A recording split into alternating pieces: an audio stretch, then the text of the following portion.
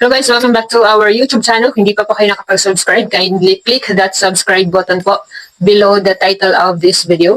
And para syempre para palaging updated sa ating mga panibagong videos na siguradong kakailanganin nyo rin po in the future. So paano ba malalaman ang school assignment para po doon sa mga magte-take ng Civil Service Examination ngayong March 2026. So syempre para na rin po sa mga susunod pa na batch of examinees na nagtatanong or may same na katanungan. So, let's answer your question in this video.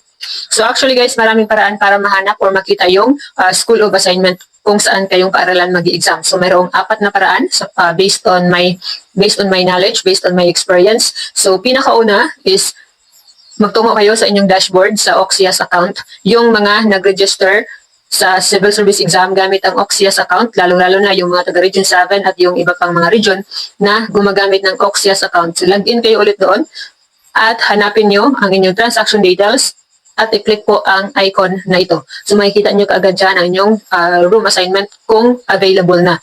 Pero kung hindi pa available, kung wala pa yung icon na yan, ibig sabihin hindi pa available. So, mostly kasi 2 weeks before the examination pa yan ilalabas ng Civil Service Commission. Pero kung hindi kayo gumagamit ng OCSIAS at kasi depende sa region, di ba, yung pag-register. So, kung hindi kayo gumamit ng OCSIAS, huwag mag-alala, or kung hindi na kayo makapag-login sa inyong OCSIAS account, huwag mag-alala dahil nagsisend din po ng email ang mga taga Civil Service Commission. Nagsisend po sila ng email sa inyo para sa inyong school assignment or kung saang paaralan kayo mag-i-exam. Paano naman kung hindi na active yung, so walang OCSIAS account tapos hindi pa active yung email address na ipinasa mo during the registration kung hindi mo na ma-access? So huwag ka rin mag-alala dahil nagpo-post po ang Civil Service Commission sa inyong lugar, depende, bawat region. Hanapin niyo po ang kanilang Facebook page. Kadalasan ang pangalan po ay Civil Service Commission, halimbawa Region 7. Ayan, so ilagay niyo lang yung region po ninyo. Nagpo-post po sila doon kung available na ang inyong school of assignment at sinasabi po nila kung saan po kayo na paaralan mag-i-exam. Pero by the way, mayroon nga rin po pala na during the registration ay ibinibigay na kaagad, yung alam na kaagad nila yung paaralan kung saan sila mag-i-exam. So, that's good for you. Pero para naman sa mga hindi pa nakakaalam, so, depende yan. So, kadalasan 2 weeks before the examination pa ibibigay or ilalabas. At syempre, ito yung pang-apat na paraan para makita po ninyo ay yung online, ang inyong notice po ng kung saan kayo mag-i-exam na paaralan. So, punta lang po kayo ng Google, i-type niyo po ang ONSA, or lagyan niyo ONSA sa SC, ganun. So, ibig sabihin ng ONSA ay Online Notice of School Assignment.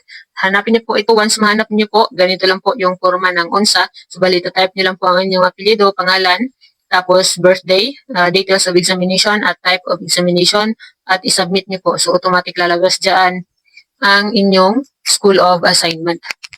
And thank you for watching this video. By the way guys, meron tayong Facebook page, Civil Service Exam Quick Review.